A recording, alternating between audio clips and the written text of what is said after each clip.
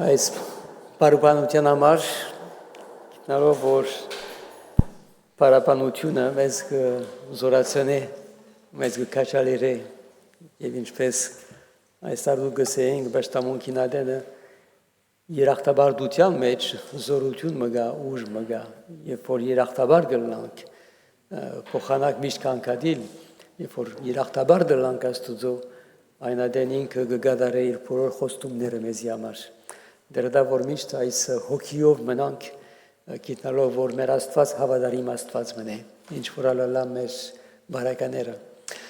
ուրեմն մի խոստանք հիմա բադվելի Էմանուելին որ պիտի բերե մեզի բատկամը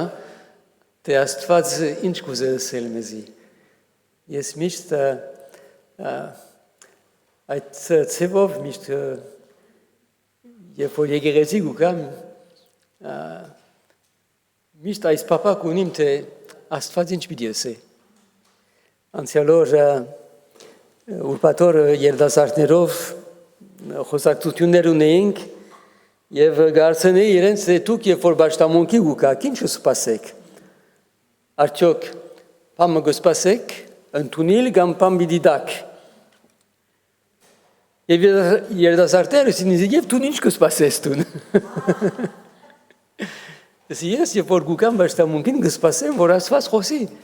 Դեպետ ես վիդի խոսիմ, բայց Աստված ուրիշ ծևավ գոխոսի։ Եվ պետք է որ միշտ այս, ասենք որ այս վստահություն ունենանք, որ ամեն անգամ, որ կյանք եկեղեցի մեջ քով կովիր, որ 2-3 հոգի, ինչ որ ալալա, Աստված բան մունի, ասելիք միայն թե մենք պետք է որ լսենք ուրիշ բան չէ։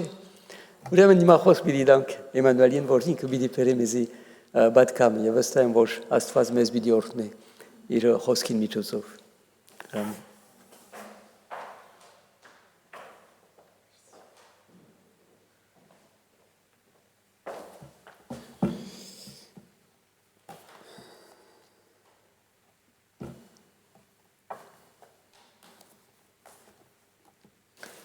Փառք մեր Աստծուն, շնորհակալություն, կերկին ու կերկին պատվելի Ժոել, շնորհակալություն ես փառաբանության համար, վկայությունների համար,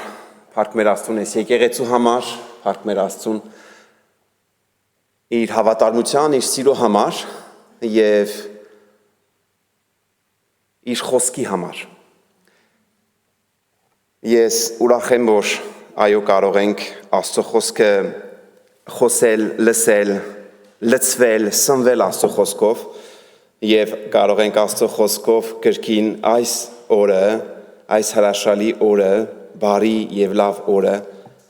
կրկին ու կրկին մոտենալ Աստծո խոսքին։ Աստծո խոսքը աղբյուր է, որը մեզ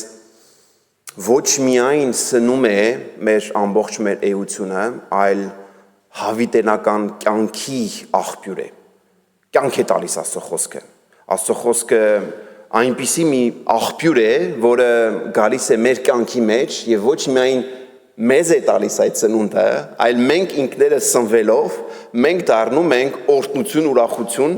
նրանց մեջ, նրանց համար, ում մեջ գտնվում ենք, մեր ընտանիքների, մեր ընկերների, մեր բարեկամների, մեր աշխատակիցների, բոլորի համար։ Այն մարդիկ, ովքեր Աստծուն մոտ են, լցված են լույսով, կրակով, աղով, ուրախությունով, խաղաղությունով Եվ ինչ որտեղ երբեմն երբ որ տեսնում ենք որոշ կարելի ասել հավատացյալ քրիստոնյա ժողովրդի կամ մարդկանց մեջ պակասում է այդ ուրախությունը, ժպիտը, քաղցրությունը, պետք է երբեմն մտածենք, որ հնարավոր է որ որոշ ինչ որտեղ ճանապարհը շեղվել են կամ թեքվել են կամ հեռացել են կամ սառել են, պաղել են, չէ՞, գեղեցիկ հայկական այսպիսի խոսքեր կա, բառեր կա, որ պետք է ժամանակն է վերադառնանք դեպի Աստված։ Վերադառնանք եւ փնտրենք գտնենք այդ լույսը, այդ կրակը կրկին ունենալով Աստծո ներկայությունը մեր մեջ, Աստծո խոսքը մեր մեջ։ Այսօր կուզենամ մեզ հետ ավելի շատ բոլորս միասին ինչ որտեղ խոսենք եւ խորենք այն մասին, թե ինչքան բաներ կան, որոնք մեզանից կախված չեն եւ բաներ կան, որ մեզանից են կախված։ Բաներ կան մեր կյանքի մեջ, որ իրականապես մեզանից ինչ-որ ջանքեր կամ ինչ-որ աշխատանք, էներգիա, ծախս, բաներ չեն դիմում, մեզանից չի խնդրվում այդ բաները։ Բայց բաներ կա, պետք է որ մենք ջանքեր թափենք, բաներ կան, պետք է որ մենք բան անենք։ Ես օրինակ վերցնեմ մեր մարմնի վրա։ Գիտեք, մեր մարմնի մեջ օրգաններ կան, մենք հատուկ աշխատանք չենք անում, որպեսզի այդ օրգանները գործեն։ Այ օրինակ սիրտը։ Դու երբևէ մտածել ես քո սրտին, ասես շարունակիր աշխատելը սիրտ։ Հանկարծ չկանգնես։ Այս ժամանակ շատ սկսեցիր աշխատելը, հիմա հանդարտ աշխատիր, որովհետև զգում եմ, թե ինչպես է բաբախում։ Չէ՞։ Օրգաններ կան կամ թոքերը, դուք հատուկ, այսպես ասած, քաջալերում եք, շնչի, արտաշնչի, հեն չասեցիր, սկսի կանգնելը եւ կմահանաք, չկա նման բան, օրգաններ կա, նույնիսկ մեր այրան անոթները, խորոշները, այսինքն հատուկ օրգաններ կա մեր մարմնի մեջ, որոնց համար հատուկ աշխատանք չեք անում, մտածելով ասեք, թե ահա այդ բանն արա, որպեսզի աշխատի գործի, որ դու կենտանի մնաս, ոչ, չես անում նման բաներ։ Բայց մեր մարմինը կախված է նաև այն պատասխանատվությունից, թե ինչպես պետք է մեր մարմինը սնենք, չէ, ինչպես պետք է հանգստացնենք այդ մարմինը, խոսում եմ այնպիսի մարդկանց համար, ովքեր շատ քիչ են քնում, դա ինձ էլ է վերաբերվում, աշխատանք շատ չպետք է շատ անել, որովհետև այդ մարմինը պետք է հանգստանա։ Եվ երբեմն նաև պետք է երբեմն բժշկի գնալ կամ բժշկին կանչել։ Ոչ թե երբ որ, չէ, դանակը ոսկորին հասնի։ Մարդիկան բժիշկ չեն սիրում, հատուկ մատնացույց չանեմ։ Ոչ բժիշկ, ոչ ինչ-որ դեղորայքի ցուցակ, այդպես է թե չէ, մարդիկան չեն սիրում, ուղղակի բժիշկի անուն տալ չենք ուզում նույնիսկ։ Բայց ինչ է մեզանից ուրեմն սպասվում, այս մարմինը հոգ տանել է ուզում, ժողովուրդ։ Դուք չեք կարող ուղղակի ասեք, ահա,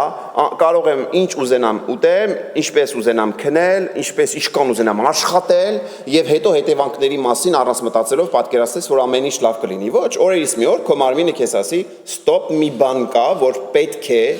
կանգ առնես եւ ստուգվես։ Միտեղ ցավում է։ Ֆրանսերեն այսպիսի արտահայտություն կա, ցավալ կամ ցավը կամ հիվանդությունը ֆրանսերեն ինչպես ենք ասում, մալադի։ Որոշ մարդիկ այդ բառը այսպես են բացատրում, mal a di,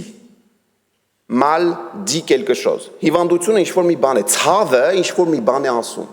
հետաքրքիր է չէ, որ ամեն մի ցավ, ամեն մի տեղ, ինչ-որ մի բան մեզ ահազանգում է ասելով մի բան այն չի, շատ սպեսիալիստներ, շատ բժիշկներ, շատ մարդիկ, ովքեր գիտեն ինչպես է, այսինքն ընթանում այս ամեն ինչը, թե սրտի, թե ամբողջ մարմնի ընթացքը, շատ մարդիկ կարող են ասել, որ եթե ուշադրություն դարձնես քո սրտին, աշխատանքին կամ ինչ-որ քո մարմնին, դուք հասկանաս, որ եթե այսպես շարունակես, որոշ ամիսներ, որոշ տարիներ անց, դու այսպիսի պրոբլեմների առաջ կկանգնես, թե սրտի, թե չգիտեմ քաղցկեղի, թե նման ուրիշ պրոբլեմների առաջ կկանգնես։ Բայց վերադառնանք այն բանին, որ երբեմն մենք պետք է դիմենք բժշկի, նույնիսկ եթե չենք ուզում։ Այն, որ հա չասեցի, չէ, որ արդեն ոսկորին է հասել եւ պետք է բժշկին դիմենք։ Եվ երբ որ բժշկին դիմում ենք, ինչ է կատարվում, ժողովուրդ։ Բժիշկը գալիս է, ստուգում է կատարում եւ հետո դեղորայքի ցուցակ է տալիս եւ կարելի է ասել ըստ սովորույթի համաձայն, եթե լավ բժիշկ է, երկրորդ, երրորդ անգամ պետք է տեսակցության կանչի։ Նույնիսկ եթե չես ուզում, պետք է որ կանչի։ Ինչու համար, որպեսզի ստուգի, տեսնի, թե իրականապես դու այդ դեղորայքները հետևում ես, խմում ես, այսինքն քեզ հետ լավ ես վերաբերվում, ուշադրություն ես դարձնում թե սնունդին, թե քնելուն, թե հանգստին։ Եվ երբ որ նա վերադառնում է, նա պետք է նույն հարցերը տա, նույն բաները անի, նույնիսկ եթե մերժում ես, չես ուզում։ Եվ ինչպես է ստացվում, ինչ է կատարվում, երբ որ մարդիկ երբեմն ստանում են այդ դեղորայքի ցուցակը, կողքի են դնում։ Նույնիսկ երբեմն մոռանում են բժշկի, նույնիսկ երբեմն շատ կներեք ասելը, բայց նույնիսկ դեմ են, այսինքն քննադատում են թե բժշկին, նույնիսկ բժշկին դեմ են դուրս գալիս, խոսում են հետևից, նույնիսկ երբեմն էլ ընդհանրապես կասեն չէ, դա բժիշկ չէր, մարդ չէր, մի խոսքով չեն ուզում որ վերադառնա այդ բժիշկը տուն։ Խոսքս երեխաների մասին չէ։ Ես որ փոքր էի, Ադամնուբուշարան չէի ուզում գնալ։ Ես հիշում եմ, երբ որ երկրաշարժից հետո մենք գնացինք Ուկրաինա, այնտեղ բժիշկ կար, Ադամնաբուշ, այսինքն տարբեր կողմներով էր, դա սովորել էր հայերեն այս բառը, որն ասում են չի ցավում։ Ամեն անգամ ասում էր Открой рот եւ մի բան էր հիշեր, շատ անգամ կրկնում էր չի ցավում։ Ես երեխա միշտ կրկնում էի սուտասան, լավ է ցավելու։ Սուտ ես խոսում, ցավելու է, ինչ ես ասում, չի ցավում, չէ, ցավում է։ Բժիշկները կգան կասեն, բայց այդ կողմը չի ցավում է, մի թաքցրու, մի պահիր։ Հիմա նման մի, այսպես ասած, օրինակ, Աստվածաշնչից պետք է կարդանք մի տեղ, որը Քրիստոսը հենց ինքը ինչ որտեղ պետք է խոսի առակի միջոցով, պատմության միջոցով եւ ասելով, որ ինչ որտեղ ինքն է եկել է, բայց պետք է գնա, բայց պետք է վերադառնա։ Եվ տեսնենք, թե այն մարդիկ, ում նա հանձնարարություն է տվել, ինչպես պետք է վերաբերվեն այդ հարցին։ Անի ջան կգաս, կխնդրեմ, որպեսզի կարդաս, միտեղ պետք է կարդանք։ Ղուկաս, բացեք ձեր Աստվածաշունչը, Ավետարանը Ղուկասի 19-րդ գլուխ, կխնդրեմ բացեք, մասնակցեք, այսպես ասած, խոսքին, հետևեք, Անին կկարտա, բայց դուք էլ բացեք, դուք եք արտացեք, նշումներ արեք, որպեսզի կարելի է ասել նույնիսկ պայքարել այս գիտեք, կեսօրից հետո է, միգուցե լավ համով ուտելիքներ եք ուշադրություն դարձնեք եւ պայքարել նաեւ այս պահին ձեր ուշադրությունը։ Ուրեմն Ղուկաս, Ավետարանը Ղուկասի 19-րդ գլուխ, 11-րդ խոսքից մինչև 27-րդ խոսքը։ Խնդրեմ Անի ջան, կարդա։ Եվ մինչ նրանք լսում էին այս բաները, մի առակ էլ հավելեց, որովհետև Երուսաղեմին էր մոտենում, եւ նրանք կարծում էին, թե Աստծո արքայությունը շուտով հայտնվելու է։ Արդ ասաց. մի ազնվական մարդ հեռու երկիր գնաց, որպիսի իր թագավորությունը ստանա ու վերադառնա։ Կանչելով իր 10 ծառաներին, նրանց 10 մնաս տվեց ու ասաց. շահարկեք, մինչև գամ, բայց նրանք համաքաղաքացիները ատում էին նրան։ Պատգամավորներ ուղարկեցին նրա հետևից եւ ասացին. չենք ուզում, որ դա մեզ վրա թագավորի։ Եվ նա թագավորությունը ստացած վերադարձավ ու ասաց, որ կանչեն այն ծառաներին, որոնց արծաթ էր տվել, որպիսի իմանա, թե ով ինչ է շահել։ Առաջինը եկավ ու ասաց. Տեր, քո մնասը 10 մնաս շահ բերեց։ Նրան ասեց. լավ, բարի ծառա, քանի որ քիչ բանում հավատարիմ եղար, 10 քաղաքի վրա իշխանություն ունեցիր։ Երկրորդը եկավ ու ասաց. Տեր, քո 10 մնասը 5 մնաս շահ բերեց։ Նրան էլ ասաց. դու էլ 5 քաղաքի վրա եղիր։ Մյուսն էլ եկավ ու ասաց. Տեր, ահա քո մնասը, որ թաշկինակի մեջ փաթաթած պահում էի, վախենում էի քեզանից, որովհետև դու խիստ մարդ ես, վերցնում ես, ինչ որ չես դրել, եւ հնձում ես, ինչ որ չես ցանել։ Եվ նրան ասաց. քո բերանով եմ քեզ դատելու, չար ծառա։ Գիտեիր, որ ես խիստ մարդ եմ, վերցնում եմ, ինչ որ չեմ դրել, հնձում եմ, ինչ որ չեմ ցանել, արդ ինչու իմ արծաթը լումայափոխներին չտվեցիր, որ ես երբ գայի, այն շահով հետ առնեի։ Եվ ներկա գտնվողներին ասաց. վերցրեք դրանից մնասը ու տվեք 10 մնաս ունեցողին։ Նրան ասացին. Տեր, նա արդեն 10 ունի։ Ասում եմ ձեզ, որ ամեն ունեցողին կտրվի, իսկ չունեցողից ինչ էլ որ ունի կվերցվի։ Իսկ իմ այն թշնամիներին, որոնք չէին ուզում, որ ես իրենց վրա թագավորեմ, այստեղ բերեք ու իմ առաջ սպանեք։ Շնորհակալություն։ Ամեն Աստծո խոսքին։ Պատմությունը հետաքրքիր պատմություն է եւ ինչպես կարդացինք, ինչպես տեսանք, այս խոսքը գնում է Քրիստոսի մասին, չէ՞, ասում է այն ազնվականի, այսպիսի մի բարձր, կոպիտ ասած կամ հայկական մեկ ուրիշ բառը, բարձր խավի մարդու մասին, որը պետք է գնա, նա պետք է թագադրվի եւ հետո պետք է վերադառնա։ Գիտեք, Հիսուս Քրիստոսը երբ որ եկավ առաջի անգամ երկրի վրա, շատերը չէին հավատում, դրա համար ինչ որտեղ նույնիսկ նրան դեմ էին, նրանք չէին ընդունում եւ ինչ որտեղ շատերն էլ կասեին, եթե ինքն է, հենց ինքն է, պետք է գա ձիավորի վրա, նայի Դավիթ թագավորի նման, պետք է գա իշխի, դուրս անի հռոմեացիներին եւ մեզ ազատագրի։ Եվ ինչ է հետաքրքիր, որ որոշ մարդիկ այսօր էլ այսպիսի մտքեր ունեն, որ Հուդան երբ որ նա, չէ,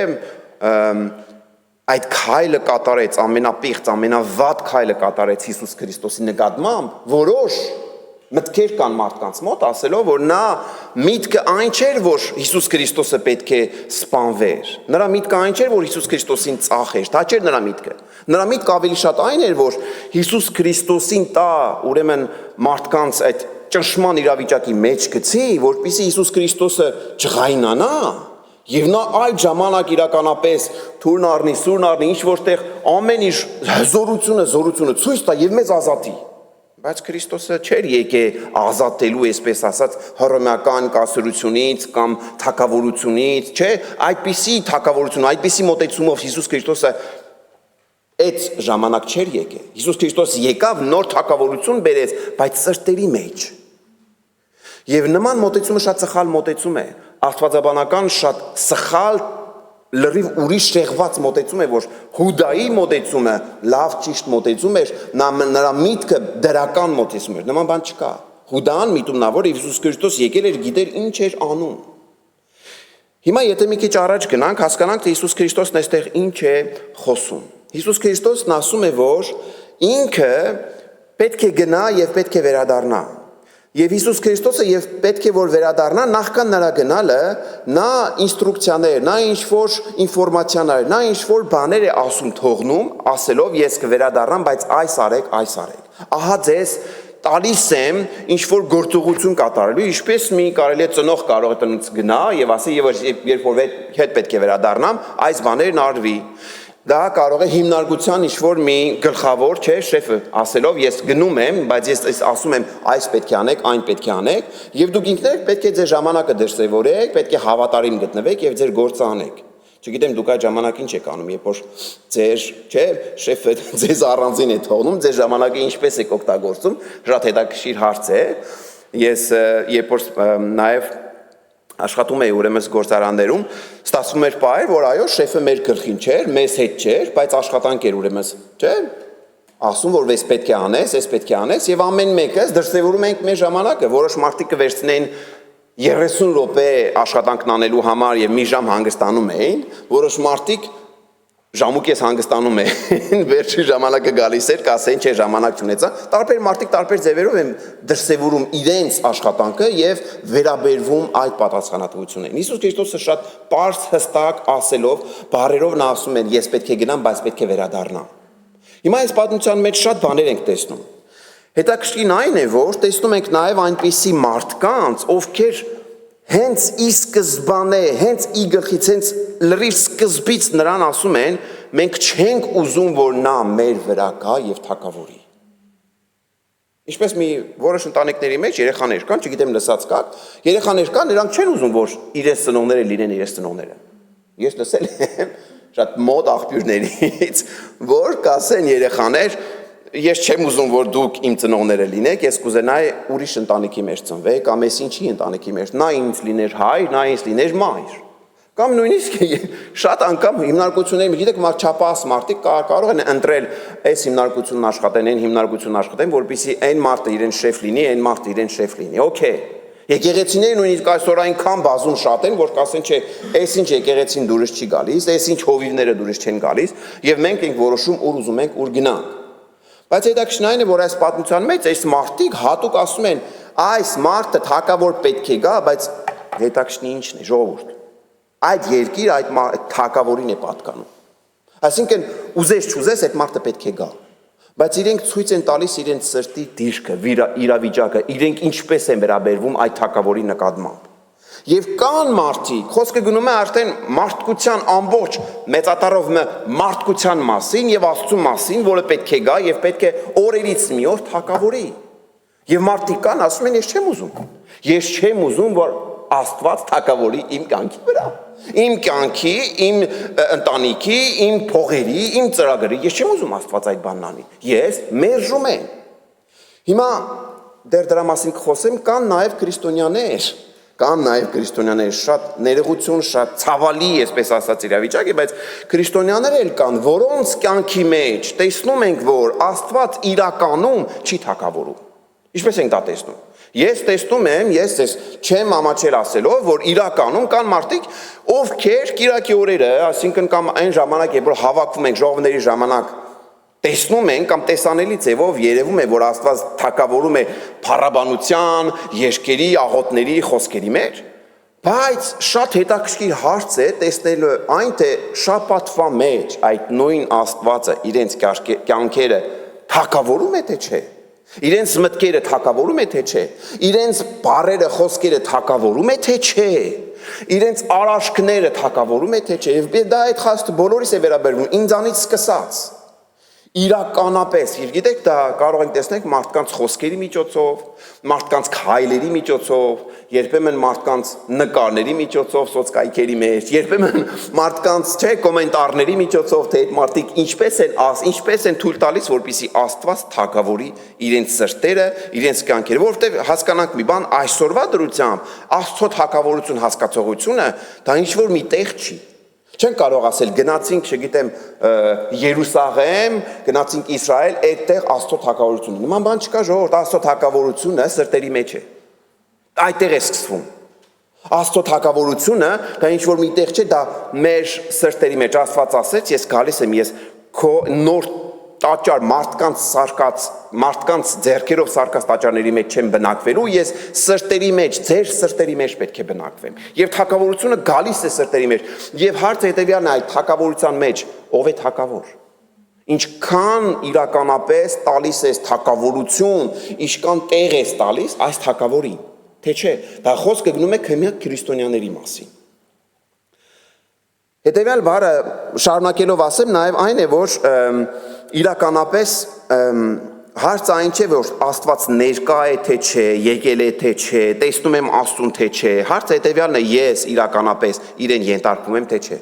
իրեն հնազանդեմ թե չէ, հարցը դա է։ Երբ որ Պողոս առաքյալը Կոլոսացիներին այսպիսի խոսքն է գրում, 3-րդ գլխի մեջ, նա ասում է, դուք ծառայողները մարդկանց առաջ կամ ձեր շեֆերի առաջ, ձեր տնօրենների շեֆերի առաջ միայն ծառայեք։ Նույնիսկ երբ որ նրանք բացակային, նույնիսկ եթե դրանք ներկա չեն, շարունակեք այդ բանն անել։ Ինչու համար ասում եք, որ դուք ձեր ծառայությունը նույն ծառայությունով անեք, ինչպես կանեիք Տիրոջ համար։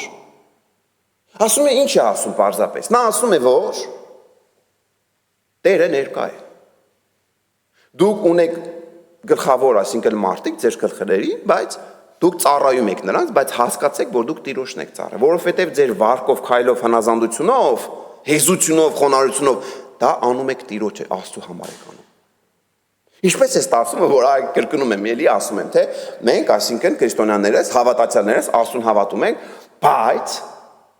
շատ անգամ մտածում ենք, որ Աստված ներկա չի։ Շատ անգամ մտածում ենք, որ Աստծո համար չենք դա անում։ Շատ անգամ ասում ենք, չէ, իր համար չենք։ Ես նման նույնիսկ խոսքեր եմ լսել, մարդիկ ասել, ես այնպիսի մարդիկ, լսեք, այնպիսի մարդիկ, ովքեր աշխատում են, այսինքն ինչ որ մի տեղ է, ինչ որ մի հիմնար գործարանը մի տեղ աշխատում են, նրան գործ են տվել, եւ ինքը, ես լսել եմ նման բան, ցավում եմ, լսել եմ նման բան, որ այդ մարդն ասում է, ես չպետք է աշխատեմ, որ իրան լավ լինի։ Ես եթե շատ աշխատեմ, լավ աշխատեմ, փողը շատ կա, իրան լավ կլինի, դրա համար չէ քիչ եմ աշխատում։ Բայց լավ, այ հարազատս, այ բարեկամս, աշխատում ես, դու ինքը քեզ աշխատանք է տվել, փող է տալիս, դու այդ աշխատանքով, այդ փողով քո ընտանիքն ես պահում։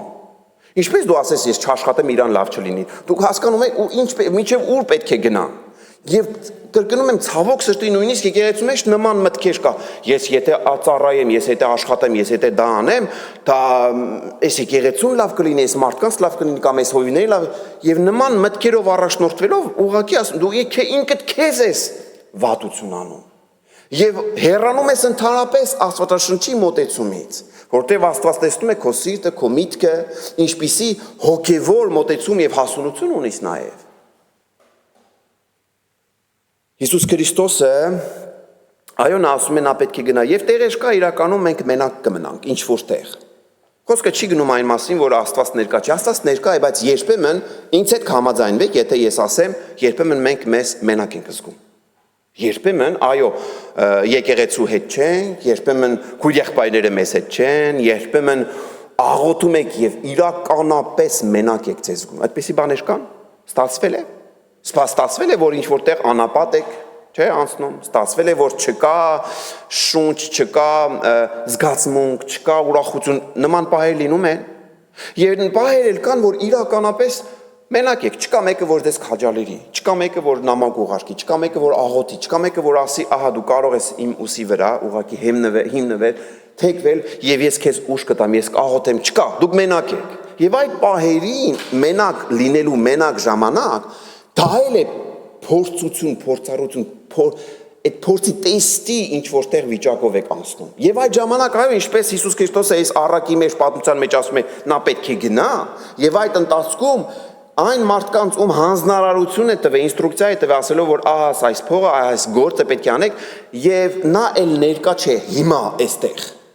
Եվ նրանք պետք է ցույց տան, թե ինչքան են հավատարիմ Տիրոջը այդ մարդու հանձնարարությանը գործերի, ինչքան են հավատարիմ։ Տեսանք մի քանի օրինակների մեջ, որ որոշները հավատարիմ էին։ 10-ը 10 բերեց, 5-ը 5 բերեց, չէ՞։ Մարդիկ կան իրոք հավատարիմ են, մենակ էլ գտնվեն, մարդկանց մեջ էլ գտնվեն, խոսքն էլ լսեն, ամեն ինչի մեջ մենակ էլ լինեն հավատարիմ։ Նման օրինակներ Աստվածաշնչի մեջ բազում։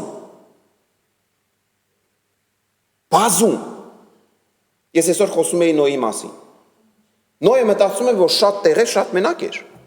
Իր քույր եղբայրները նրան չէին քաջալերում։ Ավելի շատ կասեին, խենթ ես, ինչ անձրև, ինչ ջրեղեղ, ինչ ես խոսում։ Եվ տարիներ շարունակ, քանի տարի ժողովուրդ նա պետք է տապանը սարքեր։ 100 տարի, մի դար, մի կյանք, շարունակել աշխատել եւ շատերը մտածում են, որ Նոյը ուղղակի մի տեղ առանձին մենակ մարդ էր, իր տապանը կառուցում էր եւ մարդ չկա շուրջ բոլոր։ Սխալ բան, ինչպես այսօր մենք քրիստոնյաներս ապրում ենք այս աշխարհի մեջ եւ խոսում ենք, որ կա տապան, կա Քրիստոս, կա փրկություն, ջրեղեղը կրկին պետք է լինի փոխաբերական իմաստով։ Աշխարհի վերջը կրկին դատա այդ օրը պետք է գա դատաստանի, կգա այդ օրը։ Եվ Նոյը նույն ձևով քարոզներ էր անում։ Բարի լուրը այն էր Նոյի ասած, որ տապան մտեք, փրկվեք։ Ես չեմ կարծում, տես մարդիկ կան կարող են ասել, որ Նոյը ինքն իրան առանձին ընտանիքին քաշել էր, առանձին, արեք, եկեք, մենք մեր տապանը կառուցենք, առանձին լցվենք, երբանք փրկվենք, մեզնից հետո ջրեղը։ Ես չեմ մտածում։ Ես մտածում եմ, որ նա անպայման պետք է իր ժողովրդի հետ եւ մարդիկ տեսնում էին, թե ինչ էր անում։ Եվ լսելով, իմանալով մարդիկ ամեն դեպքում թողնում են եւ ինչ որտեղ Նոյը մենակ պետք է զգար։ Բայց մենակ գտնվելով, նույնիսկ մենակ էր, նա հավատարի մնաց Աստծուն։ Նա հավատարի մնաց Աստծո կանչին, Աստծոյինին, Աստծո խոսքը ֆրանսերեն բառը ասում է ինտեգր, նա լիովին մնաց Աստծուն հավատարիմ, լիակատար ձևով Աստծուն հավատարիմ էր։ Այնպիսի իրավիճակի, այնպիսի դարաշրջանի մեջ, որտեղ խոսքը կարդում եք շատ հետաքրքիր տեղեր է, որ կարդում եք խոսքն ասում է ամեն մեկի ուշքը, միտքը, սիրտը թեքված էր դեպի վատ գործ անելու, չար գործ անելու։ Դուք պատկերացնում եք, 4 բոլորը խավար է, այդ մեջտեղը մեր լույս կա, այնքան է խավարը, որ կարող է խավարի խորությունը ծածկի այդ լույսը, բայց ինքը լույսը շարունակում էր ունենալ։ Եվ ոչ մենակ ինքը, իր ընտանիքը հետը։ Զավակները, հարսերը, կինը ամբողջովին առաջնորդվում էր հնազանդությունով այդ լույսը պաշտպանում էր։ Հավատարիմ նաև Աբրահամն էր։ Հավատարիմ շատ օրինակներ կա, Հոբն էր հավատարիմ։ Չնայած իր ցավին, չնայած նույնիսկ ընկերները եկան, մարդիկ կան, գալիս են քո կողքը կնստեն, չէ, ընկերները Հոբի պատմությունը պետք է որ լսած լինեք։ Գալիս են, նստում են, քանի օր չեն խոսում, մեր հայկական բաներում, այսպես ասած մոտեցման մեջ նման բաներ կա, չէ, երբ որ մեկը ցավի մեջ է, մեկի կորուստ կա, գնում են, ասում են, որ կողքնել նստեմ, բանել չասեմ, դա իմ ներկայությունը ինչ է,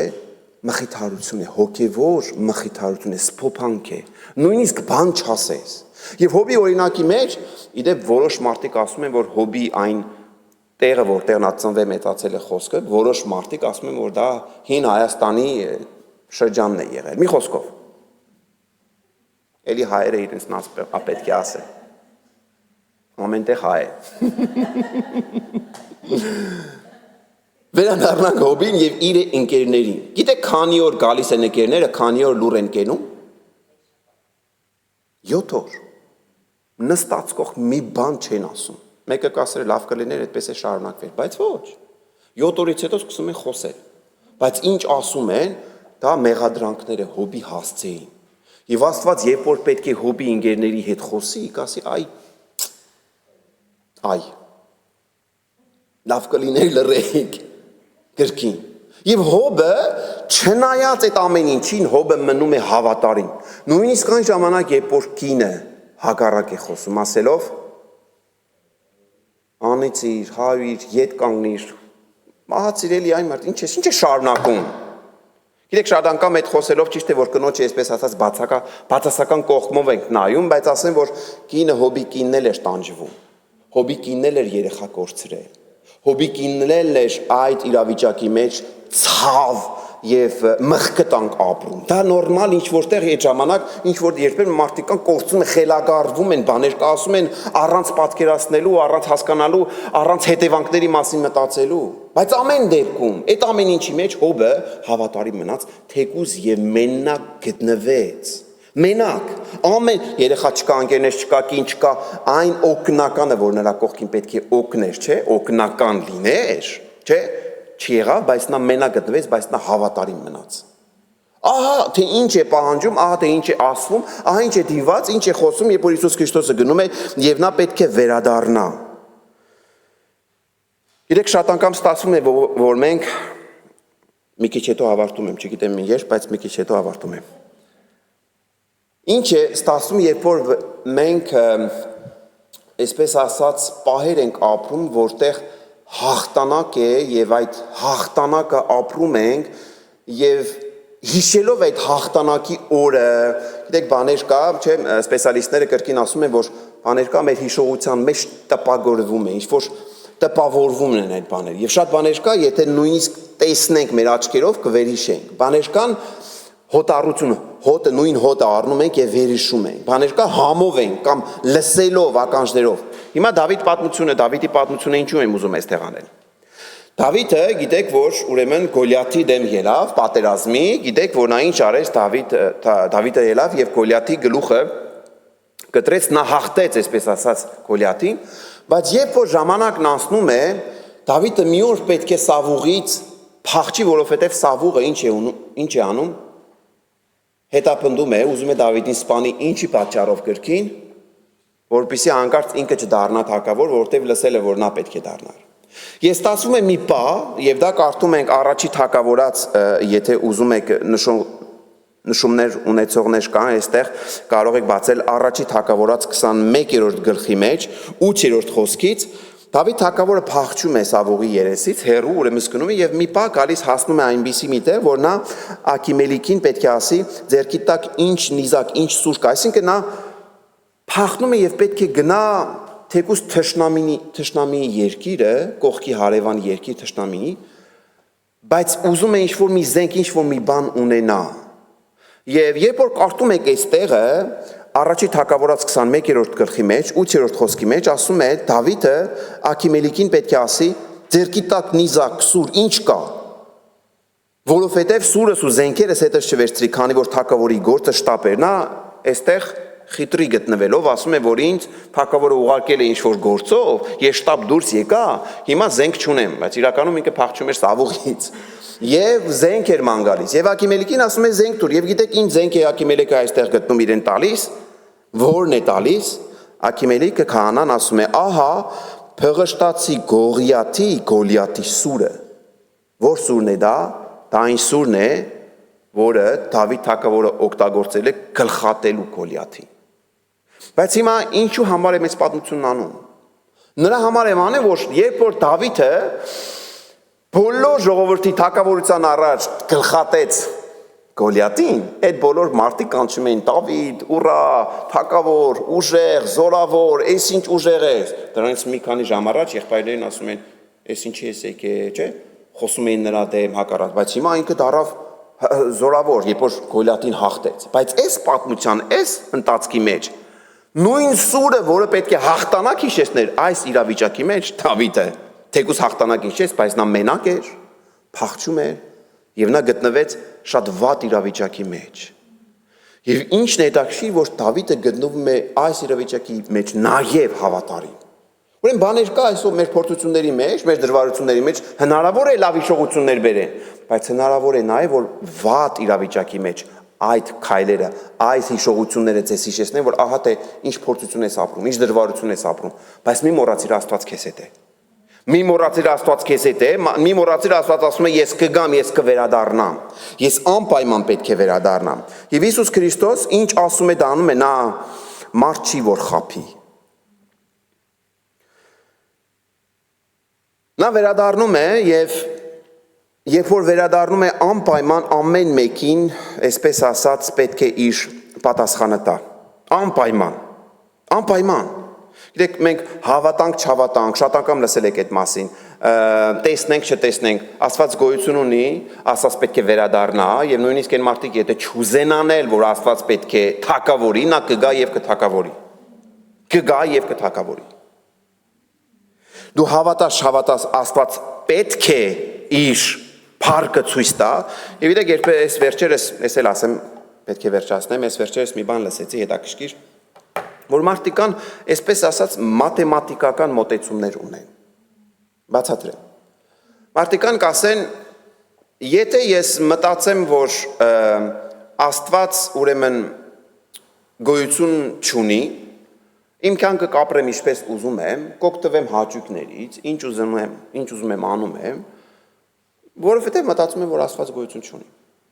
Բայց հիմա նույն մարդը ասում է, բայց եթե հիմա պատկերացնենք, որ ինչ քրիստոնյաները քարոզում են, ինչ Աստված գոյություն ունի, եւ եթե իմ կյանքը անցկացրեցի հաճույքներով ամեն ինչով, վերջում իմ վիճակը վատ կլինի։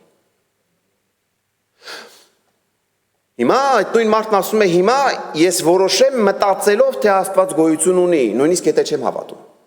Եվ ինչ պետք է անեմ, պետք է իմ կյանքը, չէ, Աստծո խոսքի մեջ հնազանդվեմ Աստծուն, ենթարկվեմ, նրան դուր գամ եւ որոշ հաճույքներից, չէ, երկրային, այսպես ասած, աշխարհային հաճույքներից պետք է զրկվեմ։ Երբ որ ասում է գանք հասնենք վերջին, ֆինիշին, ինչ է ստացվելու։ Եթե Աստված կա, շահեցի։ Ես ենթարկվեցի, խոնարհվեցի։ Բայց հիմա եթե մտածենք, որ Աստված չկա եւ հասա վերջին, իմ այդ հաճույքներից զրկվելը, ամեն ինչը, իրականում Աստված որ թեկուզ չլինի էլ, այդ մարդու մտածելակերպն է։ Ասում է, ես շատ բան չկորցրեցի, որովհետև որոշակի անցողիկ հաճույքներից զրկվեցի, բայց իմ կյանքը ինչ որտեղ էլի լավ ձևով դրսևորեցի։ Եվ նա հետևություն է անում այս մտքերի մեջ, ասում է մաթեմատիկապես, այսինքն եթե մաթեմատիկական մոտեցում բերեմ, ավելի լավ կլինի, ես ընդունեմ, որ Աստված կա, որովհետև վերջում ես շահող դուրս կգամ երկու իրավիճակի մեջ։ Աստված լինի, չլինի, ես շահող դուրս կգամ։ Դա մաթեմատիկական մոտեցում է, դա այսպես ասած ոչ հոգևոր, ոչ աստվածաշնչյան մոտեցում է։ Մարդիկ կան այդպիսի մոտեցումներ ունեն։ Ահա ես չանեմ, հնարավոր է որ վերջում չէ, մարդիկ կան կասեն չեմ հավատում Աստծուն, բայց դե խաչ կհանեմ, եկեղեցի չեմ հավատում։ Միգուցե եւ Այ մարդ կամ հավատում ես կամ չես հավատում, կամ ընդունում ես կամ չես ընդունում, երկուսի արանքը որն է։ Պետք է որ ընդունես, որոշումդ կայացրու եւ իրականում կանգնի որոշումիդ վրա։ Բայց Պողոս առաքյալը շատ հետաքրքիր խոսք ունի սրա վերաբերյալ, առաջի Կորինթացիս 15-րդ գլուխ 17-ից 22-րդ խոսքերի մեջ, ես իմ մոտ ֆրանսերեն ես հայերենով հիշեցնեմ, նա ասում է, եթե մենք ինքներս միայն այս կյանքի մեջ կապրենք, կառաջնորդվենք եւ եթե մտածենք, որ դա ուղղակի այս կյանքի համար է եւ չկա հավիտենական կյանք, չկա Աստված, մենք կարելի ասել մեղքալի, ողբալի ամենավատ վիճակի մարդիկ ենք, ամեն ինչ մեծ զրկեցինք, ամեն ինչ մենք տվեցինք, եթե Պողոս առաքյալի մասին կամ մնացած առաքյալների մասին խոսենք, նրանք իրենց կյանքը տվեցին Աստծո համար։ Եվ նրանք ասեն դու մի պահ պատկերացրու, որ չկա այդպիսի բան, բայց ասում է չկա, Աստված կենտանի է, Աստված պետք է վերադառնա,